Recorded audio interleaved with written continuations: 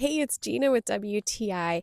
If you love to camp, but you hate the thought of public showers at camping grounds, or you don't want to take a cold shower at your own site, then you are going to love this Kakadu Proudly Australian instant hot water heater portable outdoor shower.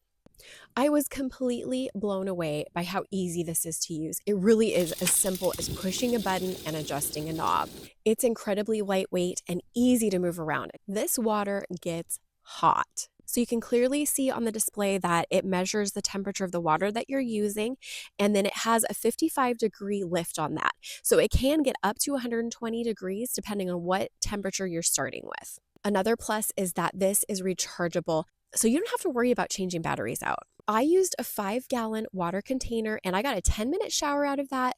Potentially, you can get between 4 to 8 10-minute showers with one charge on this, depending on how hot you have the water. So just one tip about installation, make sure the hoses are securely in place. You just pull back on the connector, shove it in, and then let the connector go, and you'll hear a click. I love that the shower head on this has 3 different sprays, and you can turn it on and off. In order to get the hot water heater to work, make sure your water's on, then you're going to hear the ignition start, and then it will instantly heat up.